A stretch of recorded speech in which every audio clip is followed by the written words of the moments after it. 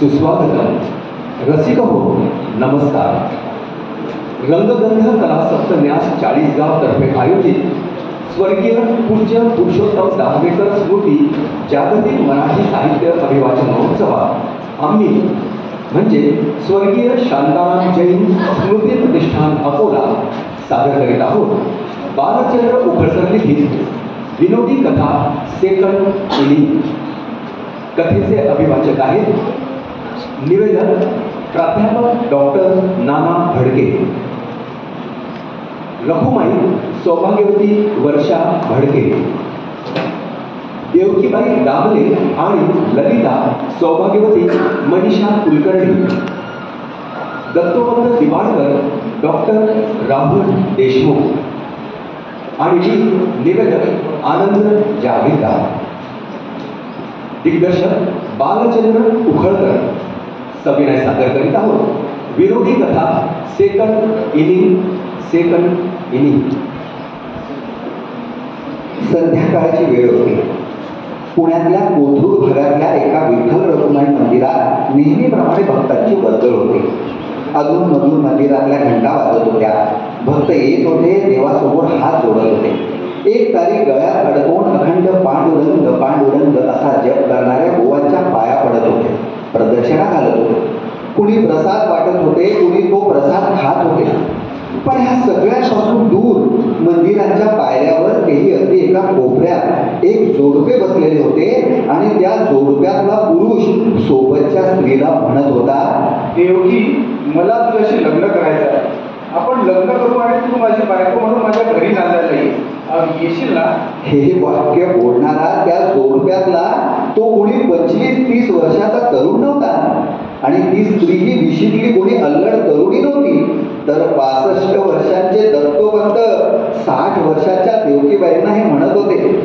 ज्यावेळेस त्यांनी हे वाक्य उच्चारलं त्यावेळेस मंदिरातल्या गाभाऱ्यातल्या मूर्तीसमोर हात जोडून उभ्या असलेल्या एका भक्ताला क्षणभर असा भास झाला की कमरेवर हात ठेवून समोर पाहत उभ्या असलेल्या रखुमाईनं झटकन मान ओढून विठ्ठलाकडे बघितलं. तो भक्त एकदम दचकला. त्याला भोवळ आल्यासारखं झालं. त्यानं पटकन डोळ्यांची उघडझाप करून पुन्हा नीट निर्गुण पाहिलं. पण तेव्हा सगळं काही आलबेल पाहून आपल्याला उगाच काहीतरी भास झाला अशी स्वतःची समजूत घालून तो प्रदक्षिणा घालायला वळला. इकडे दत्तोपंतांचं वाक्य ऐकून देवकीबाईच्या मनात 60 अधिक 65 असे 125 गुलाब एकदम फुलले. त्यांना असंही वाटून गेलं की पटकन पुढे होऊन दत्तोपंतांचा हात हातात घेऊन त्यावर बोट टेकवावे. पण स्वतःला सावरत वरकरणी लटक्या रागाचा आविर्भाव आणत म्हणाल्या, चल उगाच चेष्टा नको करूस. आता या वयात हे काय बोलतेस? आता चेष्टा नाही, मला खरंच असं वाटतंय. तरुणपणी तुझ्याशी लग्न करता आलं नाही. आता या वयात योगायोगानं आपण पुन्हा भेटलो. मग काय हरकत आहे आपण लग्न करून एकत्र राहायला? तरुणपणी जे जमलं नाही ते म्हातारपणी करू. त्यांच्या ह्या बोलण्यावर तोंडाला पदर लावून हसत देवकीबाई म्हणाल्या, वेडाचेस. आता म्हातारपणी एकत्र राहून तरी काय करायला जमणार आहे का तुला? दत्तोपंत यावर काहीतरी बोलणार होते, पण अचानक देवकीबाईंच्या बोलण्याचा मतितार्थ लक्षात येऊन त्यांनी एकदम आ वाचला. पण जरा क्षण म्हणाले, तुला या वयात तसं सावट बोलणं सुचतं, मग तसं सावट काही करणं मला काय जमणार नाही. वेडा मी नाही, वेळी तू आहेस. अगं अशा सुखांसाठी का आपण आता एकत्र राहायचं? आता आपल्याला सतत एकमेकांचा सहवास हवा, एकमेकांची साथ हवी. आपण एकमेकांची काळजी घेऊ, कुठलं कुठलं बघू, मनातल्या गोष्टी एकमेकांजवळ बोलू. मुख्य म्हणजे 24 तास एकमेकांना दिसत राहू, एकमेकांच्या जवळ राहू. अरे पण हे कसं शक्य आहे? मला माझा मुलगा आहे, तूही मुलाजवळ सुनेजवळ असतोस. तुझी मुलगी जावई नातू आहे, या सगळ्यांना सोडून हे सगळं नंतर बघू. आधी तुझी तयारी आहे की ते सांग. आपल्या तरुणपणी तुझ्या आणि माझ्या बापांना घाबरून आपण मागे हटलो, पण आता नाही. आता काहीही झालं तरी मला तुझ्याशी लग्न करायचंच. तारुण्यात 25 वर्षाचा दत्तात्रय उर्फ दत्तू दिवाडकर आणि त्याच्याच कॉलेजात शिकणारी 20 वर्षाची देवकी दामले एकमेकांच्या प्रेमात पडले होते. काही काळ त्यांनी ते प्रेमाचं सुख उपभोगलं, पण जेव्हा लग्नाचे विचार त्यांच्या मनात डोकावू लागले तेव्हा मात्र ते भानावर आले. जिल्हा न्यायाधीश असलेले दत्तूचे पितामह शरदचंद्र दिवाडकर आणि कोकणस्थ ब्राह्मणांची खानावळ चालवणारे देवकीचे जन्मदाता पैलवान भैरवनाथ दामले या दोन खलपुरुषांसमोर आपलं प्रेम उघड करण्याची हिंमत या दोघांनाही नव्हती. घरातून पळून जाऊन लग्न करणे वगैरे गोष्टी तर दोघांच्याही कल्पने पलीकडच्या होत्या. परिणामी उद्यापासून तू मला विसरून जा असं एकमेकांना म्हणत ते जमेल तसा विरह सहन करत आणि जमेल तेव्हा प्रेमाचं सुख हे जगत आहे विचार. दामले घराण्याच्या परंपरेनुसार कॉलेजच्या शेवटल्या वर्षाला असताना देवकीचा विवाह नागपूरचे सुप्रसिद्ध हॉटेल व्यावसायिक श्री छगनराव जोगदण यांचे एकुलते एक सुपुत्र श्री धनंजय यांच्याशी निश्चित झाला आणि त्याच उन्हाळ्यात तो संपन्नही झाला. कालांतराने दत्तूलाही आपल्या पिताश्रींच्या वशिल्याने अहमदनगरच्या एका कोर्टात नोकरी मिळाली आणि त्यानेही सांगून आलेल्या पहिल्याच मुलीच्या गळ्यात लग्नाची माळ टाकून आयुष्याचं सार्थक करून घेतलं. आणि त्यानंतर साधारण 40 वर्षांनी आज ते बसले होते त्याच विठ्ठल रखुमाई मंदिरात. दत्तोपंत दिवाडकर एका बाईंनी दिलेला साखरेचा प्रसाद तोंडात टाकून तळव्याला चिकटलेली साखर जिभेने चाटत असताना त्या बाई त्यांच्याकडे जरा जास्त निरखून पाहू लागल्या.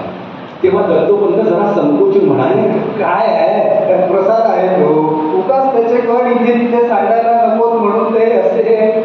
दत्तोपंत बोलल्यावर त्या बाईंचा चेहरा एकदम बदलला आणि त्या पटकन म्हणाल्या, अगोबाई, तोच आवाज, तसाच चेहरा. तुम्ही दिवाडकर, दत्तात्रय, दत्तू दिवाडकर. हो, मी दिवाडकर. पण तुम्ही मला. थोडेसे गोंधळून बोलत दत्तोपंत त्या बाईंकडे जरा निरखून पाहू लागले.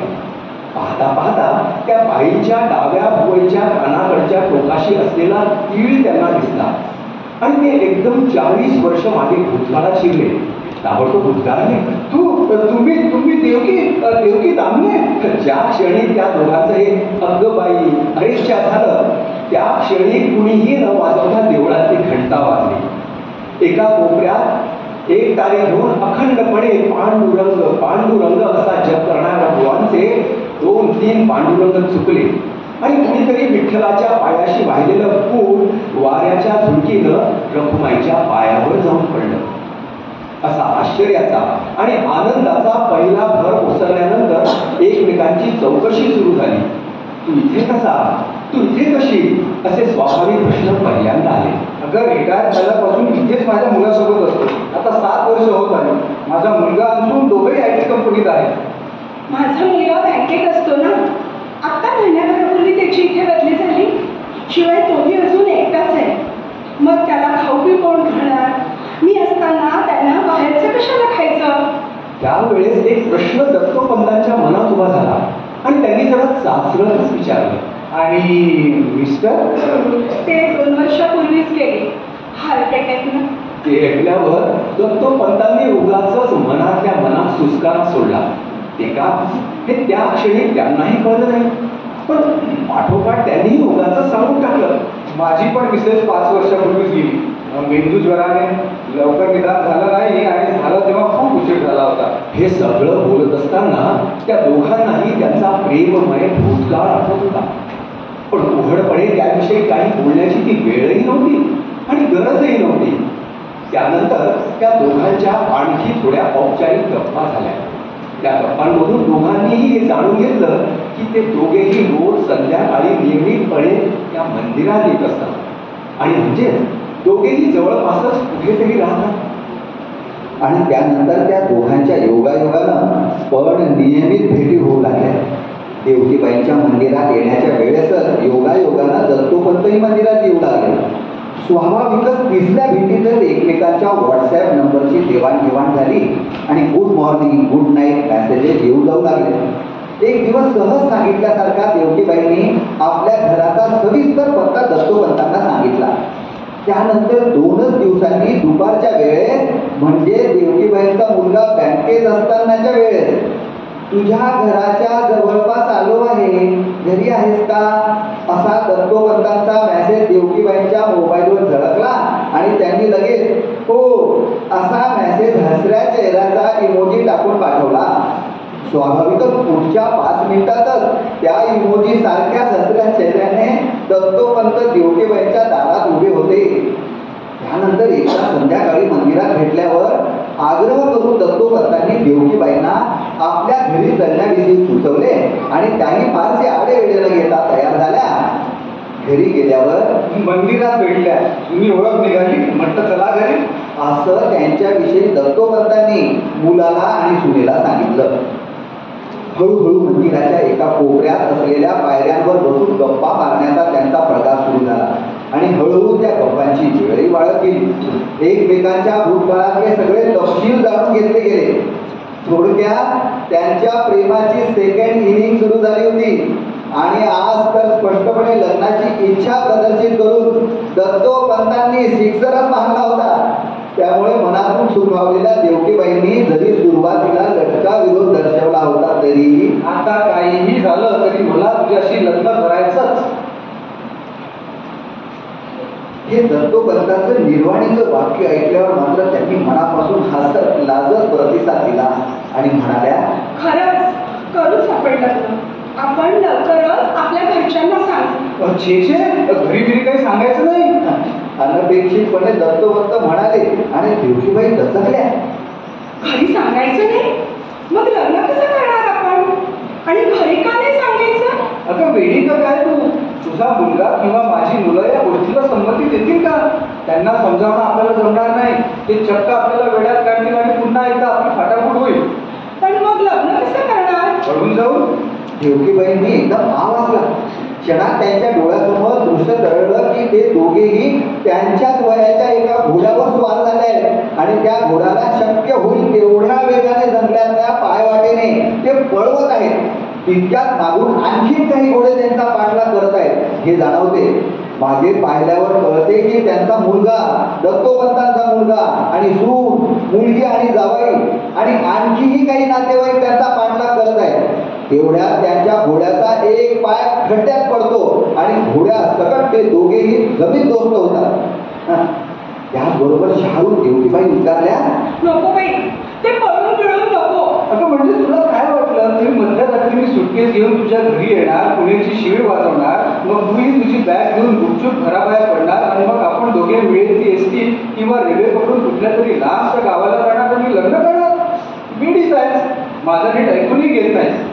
मला म्हणायचं होतं की कुणाला काहीही न सांगता आपण एखाद्या कशाला या समुद्रात येऊन विठ्ठल रुक्मिणीसमोर लग्न करायचं.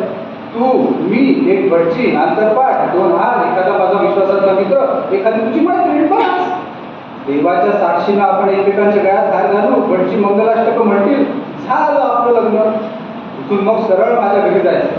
आपण लग्न करून चालू म्हटल्यावर मग आपल्या घरचे काय करणार? झपकत त्यांना सगळं मान्य करावं लागेल. दत्तोपंत एका दमात एवढं सगळं बोलल्यावर देवकीबाईंना आक्षेप घ्यायला काही उरलं नाही आणि त्या खुदकन हसल्या. रात्रीचे 10 वाजले. मंदिराच्या गाभाऱ्याचं दार बाहेरून नीट बंद करून पुजारी बुवा निघून गेले. त्यांच्या मागोमाग बाहेरची सर्व दारं खिडक्या आतून बंद करून आणि एक सोडून इतर सर्व लाईट बंद करून चौकीदारही त्याच्या अंथरुणावर आडवा झाला. सगळीकडे सामसूम झाली. असा काही वेळ गेला आणि मग कमरेवरचे हात न काढता त्याच अवस्थेत विठ्ठलाकडे वळत रखुमाई उद्गारली, हे काय सुरू केले तुम्ही? विठ्ठलानं कमरेवरचे अवघडलेले हात काढून एक झक्कास आळस दिला आणि साळ सुदासारखा रखुमाईकडे पाहत म्हणाला, मी काय सुरू केलंय गो? दिवसभर इथेच तर असतो तुझ्या बाजूला. उगाच नाटकं करू नका. तुमच्या लीला दाखवण्यासाठी तुम्हाला इथून हलायची गरज नाही, हे चांगलं ठाऊक आहे मला. अगं पण तू कशाविषयी बोलते आहे? मी त्या म्हाताऱ्या जोडप्याविषयी बोलते, ते दत्तोपंत आणि त्या देवकीबाई. हा, ते दोघं होय. चांगले आहेत की, छान गप्पा मारतात, हसतात, आनंदात असतात बिचारे. विठ्ठलानं भोळा भाबडा चेहरा करून दिलेल्या या उत्तरावर मात्र रखुमाई चांगलीच करवारली. वेळ घेऊन पेडगावला जाऊ नका. आता ह्या वयात लग्नाचं काय कळलं त्यांच्या? हा, ह्याच्याशी माझा काय संबंध असं म्हणू नका. जिथे तिथे तुमचाच हात असतो हे चांगलं ठाऊक आहे मला. करू दे की त्यांना लग्न. बिचारा तो दत्तू प्रेमाच्या पहिल्या इनिंग मध्ये रनआउट झाला होता. आता दत्तूचा दत्तोपंत झाल्यावर दुसऱ्या इनिंग मध्ये तरी करू दे की त्यांना फटकेबाजी. ते दोघं मिळून आनंदात खेळतील हे सेकंड इनिंग. कसे खेळतील? त्या दत्तोपंतांना ब्लड प्रेशर आणि डायबिटीज आणि त्या देवकीबाईंना सांधेदुखी. दोघांकडून कुठलंही काम होत नाही, ना घरातली ना बाहेरची. तरुण पिढीच्या आधारानं जगायचे दिवस त्यांचे. तेही ह्या दिवसात त्यांना प्रेम कसलं करायला लावतात? बरं, एक वेळ प्रेमापर्यंत ठीक होतं, पण लग्न तेही घरच्यांना न सांगता त्यांचं हे लग्न न आवडून त्यांच्या पोराबाळांनी त्यांना घराबाहेर काढलं तर कशी जगणार हे दोघं? रघुमाई ताड ताड बोलत होती, पण विठ्ठल मग चेहऱ्यानं तिच्याकडे बघत होता. अखेर तिचं बोलणं संपलं जाणवल्यावर एक मोठी जागा तो म्हणाला, फार विचार करतेस तू अजून. पुढचं पुढे बघू ग. आता झोपूया आपण. नाहीतर तुझा आवाज ऐकून तो चौकीदार जागा व्हायचा आणि घाबरून जायचा बिचारा. बोलता बोलता विठ्ठलाला एकदम काहीतरी आठवलं. तसा तो पटकन म्हणाला, आणि काय ग? मगाशी एकदम वळून माझ्याकडे बघितलं. त्यावेळेस समोरचा तो भक्त केवढा दचकला, अगदी बेशुद्ध पडायला आला होता तो. जरा लक्ष ठेवत जा. तुमच्यामुळेच मी भान विसरले. स्वतः सगळं करून नामानिराळे होता आणि मख्ख चेहऱ्यानं बघत राहतात. ते काही नाही, मी बघतेच आता कसं त्या म्हाताऱ्यांचं लग्न होते ते. तुम्हाला करता येतात तशा मलाही लीला करता येतात. बघूच आता कोण जिंकतं ते. रघुमाई दावानं म्हणाली, पण तिच्याकडे दुर्लक्ष करून विठ्ठलानं पुन्हा एकदा कमरेवर हात ठेवले आणि डोळे मिटून घेतले. मग रघुमाईला डोळे मिटावे लागले, पण तिला लवकर झोप येईना. त्या म्हाताऱ्या जोडप्यांचं लग्न होऊ न देण्यासाठी काय करता येईल ह्याचा ती खूप वेळ विचार करत आहे. विठ्ठल मात्र केव्हाच झोप गेला होता. लवकरच दत्तोपंतांनी बळवंतराव नावाचा त्यांचा एक विश्वासातला मित्र गाठला आणि त्याला सगळं सांगून मदत करायची विनंती केली. त्यानेही सगळं गुपित ठेवून सगळी मदत करायचं कबूल केलं. तशी देवकीबाईंनी रजनी नावाची त्यांची एक मैत्रीण पटवली. मग एक दिवस त्या चौघांची मंदिरात एक मीटिंग झाली. लग्नासाठी पुढल्या आठवड्यातला गुरुवार ठरला. सकाळी 9ची वेळही ठरली. भटजी बुवा, आंतरपाठ, हार फुलं वगैरे सगळी व्यवस्था बळवंतराव पाहणार हेही ठरलं.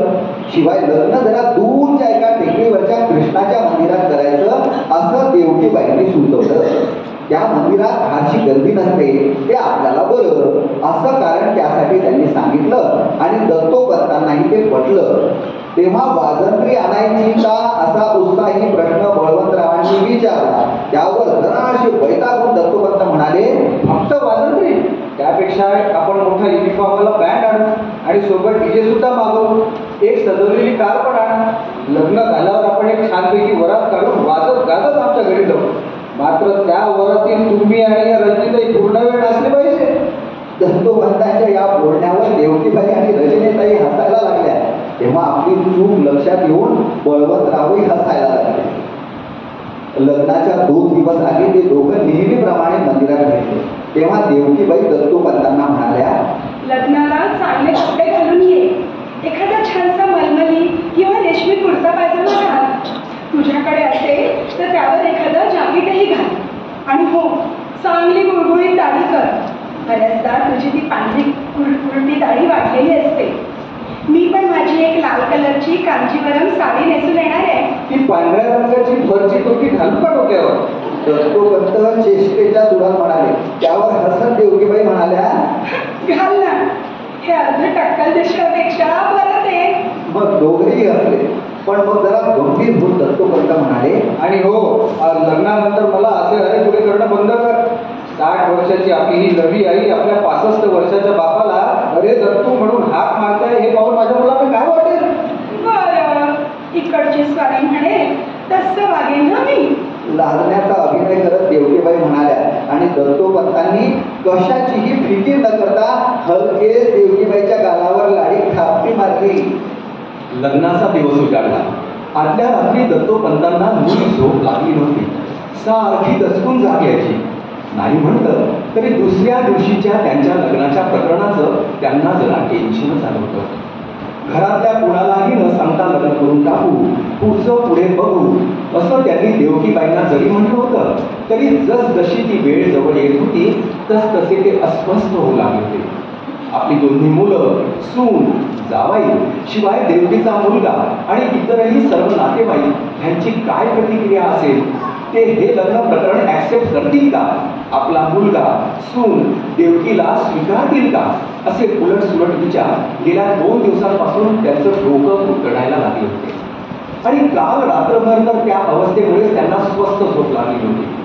शिवाय कधी नव्हे ती त्यांच्या पत्नीची आठवणही अधूनमधून त्यांच्या मनात डोकावत होती.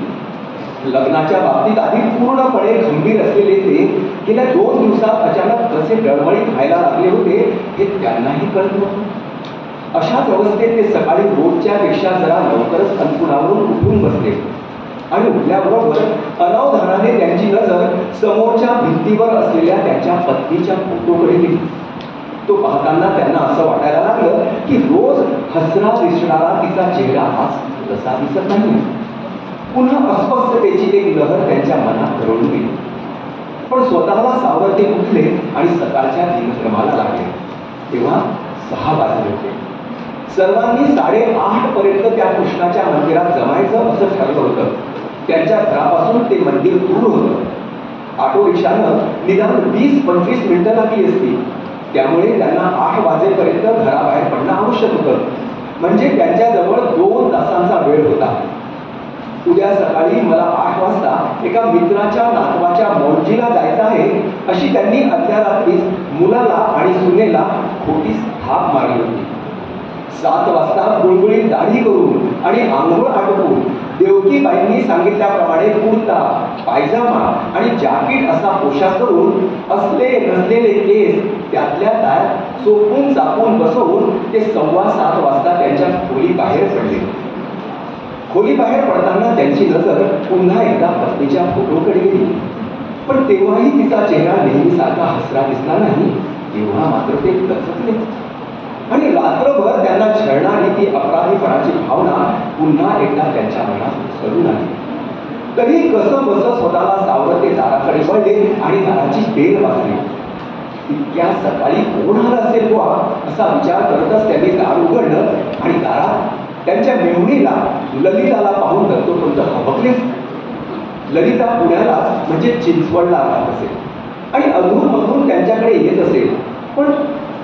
पण आज त्यावेळेस तिला पाहून त्यांची छाती एकदम धडकलीच. दार उघडल्याबरोबर समोर दत्तोपंतांना पाहून ललिता एकदम म्हणाली, देवाचे खूप खूप आभार जावई बापू. तुमच्या कृपेने तुम्ही धडधडत दिसता. म्हणजे मला काय झालं असं तुला वाटलं? अहो जावई बापू, रात्री मला विचित्र स्वप्न दिसलं. मला स्वप्नात काही दिसली, नुसतीच दिसली नाही, खूप रडताना दिसली. रडता रडता म्हणत होती, ललिते संपलं सगळं, सगळं संपलं. आता मी कोणाकडे बघू? माझं आता कोणीच नाही. दत्तोपंत एकदम दचकले, भयंकर दचकले. त्यांना एकदम आज त्यांच्या पत्नीचा फोटोतला चेहरा रोजच्या सारखा हसरा दिसत नाही असं जाणवत होतं ते आठवलं. त्यानं त्यांची अस्वस्थता एकदम वाढली आणि नेमक्या ह्या क्षणाला तिकडे विठ्ठल रखुमाई मंदिरातल्या विठ्ठलाच्या चेहऱ्यावर चलबिचल झाली. समोर कुणी भक्त नाही हे पाहून त्यानं चटकन तिरक्या नजरेनं रखुमाईकडे बघितलं. तिच्या चेहऱ्यावर मिश्किल हसू होतं. ते पाहून विठ्ठलाचा चेहरा जरा गंभीर झाला. तो काहीतरी म्हणणार तेवढ्याच समोर एक बाई येऊन उभा राहिला आणि विठ्ठलाला गप्प राहावं लागलं. इकडे ललिता बोलतच होती, अहो त्या स्वप्नातून जाग आली आणि मग मला झोपच येईना. वाटायला लागलं की तुम्हालाच काही झालं. शेवटी 5 वाजता उठले आणि सरळ इकडे यायला निघाले. ललिताच्या बोलण्याचा आवाज ऐकून दत्तोपंतांचा मुलगा आणि सूनही बाहेर आले आणि मग दत्तोपंत अधिकाधिक अस्वस्थ होते. एकतर त्यांना उशीरही होत होता आणि एकूणच सकाळपासून घडत चाललेल्या घटनांमुळे त्यांचा निश्चयही ढळत चालला होता.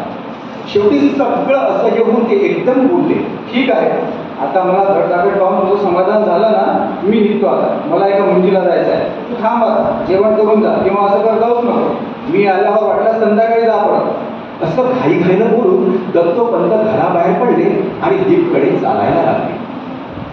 दत्तोपंत ऑटो रिक्षात बसले आणि तो रिक्षा गर्दीतून वाट काढत निघाला. पण रिक्षाच्या वेगापेक्षा जास्त वेगाने दत्तोपंतांचे विचार धावत होते. काल रात्रभर मनाला अस्वस्थ करणारे विचार, आपल्या पत्नीच्या फोटोच्या बाबतीत झालेली ती जाणीव आणि आता ललितानं टाकलेला तो स्वप्नांचा बॉम्बगोळा, ह्यामुळे त्यांचं अवसान घडायला लागलं होतं. आपण भयंकर काहीतरी चुकीचं करतो आहोत ही भावना आता त्यांच्या मनात मूळ धरायला लागली होती. जसजसं ते मंदिर जवळ यायला लागलं तसतसा त्यांचा धीर सुटायला लागला आणि एका क्षणी त्यांनी ठरवून टाकलं की बस झाला हा मूर्खपणा. आता मंदिरात गेल्यावर देवजींना सांगून टाकायचं की बाई ग, झाला एवढा गाढवपणा पुरे झाला, तू तुझ्या घरी जा, मी माझ्या घरी जातो, लग्न बिग्न कॅन्सल, असा मनाशी पक्का निर्णय झाल्यावर मात्र त्यांना एकदम हलकं हलकं वाटायला लागलं. तेवढ्यात मंदिरही आलं. तेव्हा 9:15 वाजत आले होते. मंदिरात बळवंतराव, भटजी, आंतरपा, हारतुडे, पेढे वगैरे घेऊन तयारच होते. पण देवकीबाई आणि त्या रजनीताई आल्या नव्हत्या. मग दत्तोपंत अस्वस्थपणे देवकीबाईंची वाट पाहत राहिले. बळवंतराव मात्र उत्साहात बडबडत होते. भटजी बुवांना सूचना देत होते. 9 वाजत आले तरी देवकीबाई आल्या नाही. तेव्हा न राहून दत्तोपंतांनी त्यांना फोन लावला. खूप वेळ फोनची रिंग वाजली, परंतु फोन घेतला गेला नाही. तेव्हा दत्तोपंत आणखीनच अस्वस्थ झाले. मात्र त्यानंतर 5 मिनिटांनी त्यांच्या मोबाईलवर देवकीबाईंचा मेसेज आला. येऊ शकत नाही, बाब गंभीर आहे, कृपया लगेच मला नेहमीच्या मंदिरात भेटावे. तो मेसेज पाहून त्यांना एकदम सुटल्यासारखंही झालं आणि त्याच वेळेस नेमकं काय झालं असेल या विचाराने त्यांना देवकीबाईंची काळजीही वाटायला लागली. मग त्यांनी तो मेसेज बळवंतरावांना दाखवला आणि लग्न कॅन्सल, मी देवकीला भेटायला मंदिरात जातो आहे, तू भटजींना त्यांच्या घरी सोडून तुझ्या घरी जा, असं घाईघाईनं सांगून ते तातडीने मंदिराबाहेर पडले आणि रस्त्याला लागल्यावर एक ऑटो रिक्षा पकडून त्यांच्या नेहमीच्या विठ्ठल रखुमाई मंदिराकडे निघाले. त्याच वेळेस मंदिरात गाभाऱ्यासमोर कुणी नाही आहे हे पाहून रखुमाई विठ्ठलाकडे वळली आणि विजयी स्वरात म्हणाली, बघितलं झाला की नाही शेवटी पचका. यावेळेस तुमचा तो दत्तू उर्फ दत्तोपंत एकही रन न काढता क्लीन बोल्ड झाला. निघाले होते म्हातारे जीवांना एकत्र आणायला.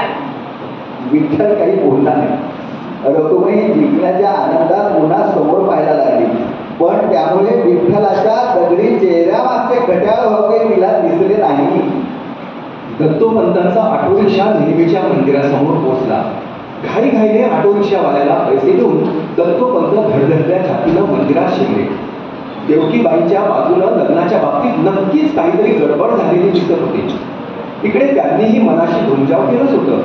त्यामुळे काल रात्रीपासून त्यांच्या मनावर जे दडपण आलं होतं ते जरी हलकं झालं होतं तरी देवकीबाईंकडे नेमकं काय झालं असावं या विचारानं ते चिंताग्रस्त होते. अशाच द्विधा मनस्थितीत ते मंदिरात शिरले आणि त्यांची नजर देवकीबाईंना शोधू लागली. पण त्यांच्या नजरेला भलतंच दृश्य दिसलं. त्यांचा मुलगा श्रीपाद, सून रश्मी, मेवणी ललिता, आणखीही 2-4 नातेवाईक घोळक्यानं मंदिराच्या सभामंडपात एका बाजूला बसलेले होते आणि दुसऱ्या बाजूला देवकीबाई, त्यांचा मुलगा, त्या रजनीताई आणि दत्तोपंतांना अनोळखी असलेले 3-4 स्त्री पुरुष बसलेले होते. मुख्य म्हणजे हे सगळे लोक एखाद्या समारंभात घालावे तसे ठेवणीतले कपडे घालून आणि बायका नटून थटून आलेल्या होत्या. हे सगळं एका क्षणात टिकल्यानंतर दत्तोपंतांची नजर देवकीबाईंवर स्थिरावली. त्या चक्र आधी म्हटल्याप्रमाणे लाल रंगाची कांजीवरम साडी नेसल्या होत्या. त्यांनी माफक मेकअपही केला होता आणि केसांमध्ये गजरा मारला होता. ह्या सगळ्या दृश्याचा ते मनाशी अर्थ लावण्याचा प्रयत्न करत असतानाच कुणाला तरी दत्तोपंत आलेले दिसले असावे. कारण एकदम आले आले दत्तोपंत आले असा गलका झाला आणि सगळे एकदम उठून टाळ्याच वाजवायला लागले. देवकीबाई सुद्धा लगबगीने उठून त्यांच्या समोर आल्या आणि हसऱ्या चेहऱ्याने म्हणाल्या, कुणालाही न सांगता गुपचूप लग्न करण्याची तुमची कल्पना मला काही रुचली नव्हती बाई. म्हणून मी धाडस करून तुमच्या नकळत सगळ्यांना सगळं सांगून टाकलं आणि आम्ही सगळ्यांनी ते आनंदाने मान्य केलं. श्रीपाद म्हणाला आणि बाकी सगळ्यांनी हो हो आम्ही सुद्धा असं म्हणत मोठ्यानं त्याला दुजोरा दिला. तेवढ्यात भटजींना हाताशी धरून आंतरपाठ, हार तुरे वगैरे सांभाळत आत आलेले बळवंतराव हसत म्हणाले, पण हे काहीच तुला सांगायचं नाही, तुला सरप्राईज द्यायचं ही माझी आयडिया. त्यामुळे आज सकाळपासूनच्या सगळ्या घटनांचा लेखक दिग्दर्शक मी आहे बरं का. पाठोपाठ ललिताई हसत म्हणाली, हो, आणि माझा गेस्ट अपीरियन्स. आणि पुन्हा एकदा ते मंदिर सगळ्यांच्या हसण्यानं दुमदुमलं. त्यानंतर थोड्याच वेळात त्या सगळ्यांच्या आणि त्यावेळेस मंदिरात हजर असलेल्या इतरही भक्त मंडळींच्या उपस्थितीत दत्तोपंत आणि देवकीबाईचा विवाह सोहळा पार पडला. त्यानंतर सगळे त्या दोघांचं अभिनंदन करण्याच्या गडबडीत असताना इकडे गाभाऱ्या कमरेवरचे हात न काढता रखुमाईला कोपर खडी मारत विठ्ठल हसऱ्या चेहऱ्यानं म्हणाला, बघितलं, आपण कितीही काहीही करतो किंवा करत नाही म्हटलं तरी जे व्हायचंय ते होते. त्यावर रखुमाईनं डोळ्यांच्या कोपऱ्यातून कृतक कोपानं एकदा विठ्ठलाकडे बघितलं आणि मग तीही गालातल्या गालात हसू लागली. सुंदर सुंदर एकदम लग्नाची स्टोरी. पण ते मला आठवलं गाणं कोणतं, त्या पहिल्या आज लोपल्या फुला वाळल्या फुलात व्यर्थ गंध शोधितो नवा गीत ते नये तुरुनी भंगल्या फुलातुनी एकांती मद समीप तीच तुही कामिनी तीच तुही कामिनी